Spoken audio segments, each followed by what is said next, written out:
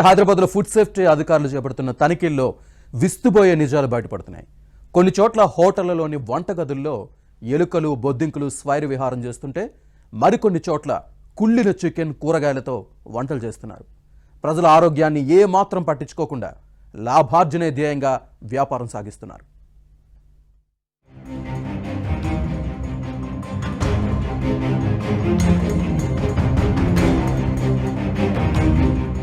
హైదరాబాద్ లో food safety అధికారుల తనిఖీలు కొనసాగుతూనే ఉన్నాయి. ఇటీవల ఫుడ్ పాయిజన్ ఘటనలు ఎక్కువగా జరుగుతూ ఉండటంతో అధికారులు నిత్యం ఏదో ఓ చోట దాడులు చేస్తూనే ఉన్నారు.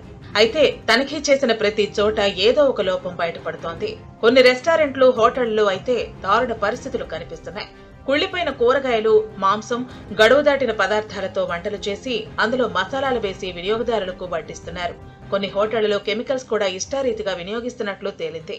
ఈ విషయం తెలియని కస్టమర్లు టేస్ట్ బాగుందని తింటూ అనారోగ్య పాలవుతున్నారు.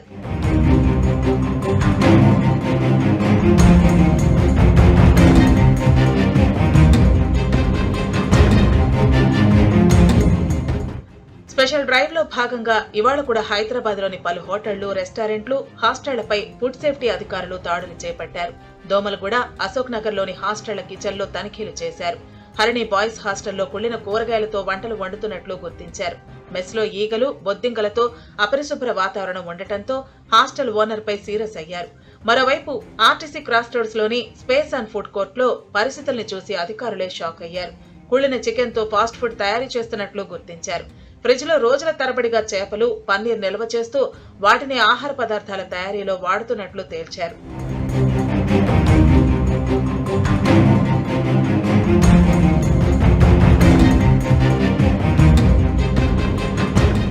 హోటళ్లు, రెస్టారెంట్లే కాకుండా కొన్ని స్వీట్ షాపుల్లోనూ ఇదే పరిస్థితి నెలకొంది. 2 రోజుల క్రితం ఎల్బీ నగర్, దిల్సుఖ్ నగర్, నాగోల్లోని ఓ రెస్టారెంట్ తో పాటు స్వీట్ షాప్ లో కూడా తనిఖీలు జరిపారు. అక్కడ నాసిరకం పదార్థాలతో స్వీట్స్ తయారు చేస్తున్నట్లు అధికారులు గుర్తించారు. ఇలా చాలా హోటళ్లు, స్వీట్ షాపులు, ఫుడ్ స్టాల్స్ లో కనీస నియమాలు పాటించకుండా ప్రజల ఆరోగ్యాలతో చెలగాటమాడుతున్నారు.